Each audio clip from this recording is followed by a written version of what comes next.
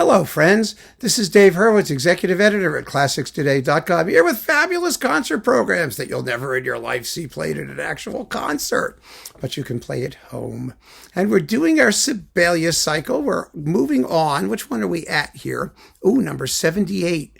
78 concert programs. It's a lot of concerts, isn't it?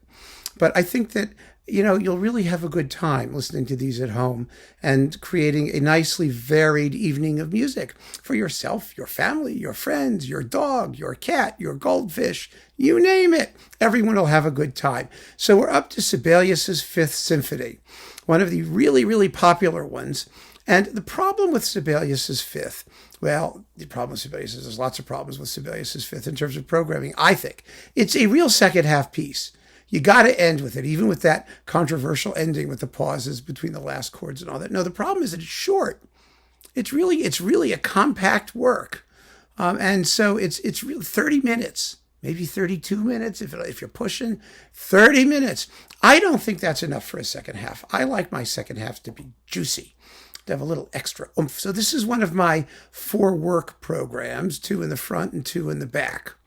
And the 2 in the front have nothing whatsoever. None of them have anything to do with Sibelius's Fifth. This is also one of those programs that I just picked because I like the works.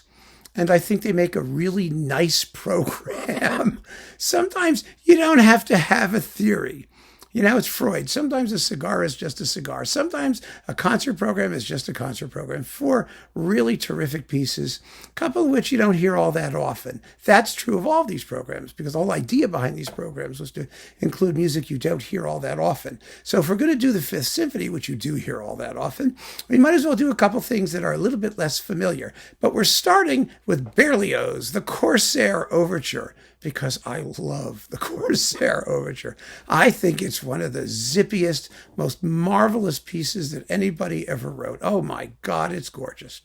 Absolutely gorgeous. I mean, and that big climax, it's such a seafaring piece. Da da da da bum, ba da da da da ba da da da da da da. The strings going. Oh my God. And the big tune, da da da da da da da da. Well, amazing. Just the best concert opener anybody ever wrote. I mean, really, it does the amazingness, the amazing thing of actually opening the concert fabulously well, but not overwhelming everything that's going to come later. It's just a perfect little concert opener. It's, amazing. 8-9 minutes long. And glorious, absolutely glorious. The orchestration is stunning. But the other thing about this whole program is that because you have the Sibelius as the main item, I didn't want to use a piece that uses like tons of instruments that you don't hear elsewhere in the program. The Sibelius is modest orchestration as usual with Sibelius. The only thing that the Berlioz has that the Sibelius doesn't, basically, I mean, maybe a piccolo or something in there, I don't know, is a tuba. But it's a good part. It's a good tuba part. So he won't be too disappointed when he walks away for the rest of the program. So there you go. The Corsair Overture opens us. Number 2 is the Bloch Concerto Grosso number 1, a piece that used to be extremely popular, actually, and that you just don't hear anymore. It's for strings and piano, and it's so hauntingly marvelous. It's gorgeous tunes, really memorable thematic ideas in this sort of quasi-neo-Baroque, aesthetic. In fact, it does have something in common with the Sibelius to the extent that Sibelius's Fifth and everything after the second belongs to his sort of very, very personal neoclassical phase. So this is a neoclassical or neo-Baroque work also. And so you could say it has that in common aesthetically, but it's not important. The important thing is that it's marvelous. And instead of just another piano concerto, this does have a piano solo, but it's an orchestral piano solo. It's almost like a continuo part. I mean, it's not like a big solo part, but it's a nice part.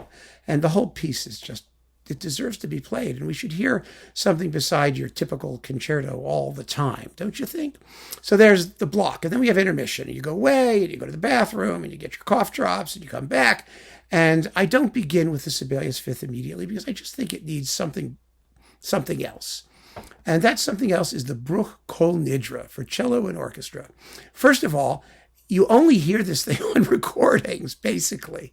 it almost never gets performed because it's like a 10-minute long piece for adagio for cello and orchestra. Where are you going to put it in a program? It's one of those short works that don't get done anymore because concert programs aren't arranged that way.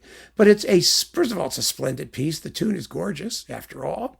And it's a marvelous work to give to the principal cellist of the orchestra, to give them something to do.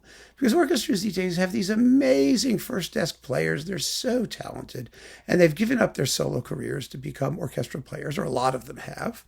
Although a lot of them started out that way. You know, the great virtuosi started out in orchestras, whether they were conductors or instrumentalists. But why not? Give the guy something to play. It's a beautiful, heartfelt, sincere work. It doesn't overshadow the Sibelius, but it introduces it quite beautifully. And it sounds completely different, which is good in this case, because you don't want the Sibelius to sound like it's like a continuation of the Bruch Kol Nidre. It sounds like Sibelius. You want something that's contrasting and obviously, the main item. So start out with the Bruch Kol Nidre. Why don't we? Why don't we play these charming works? And then the Sibelius Fifth, and we are in business. So keep on listening, friends. Thanks so much for joining me. Take care.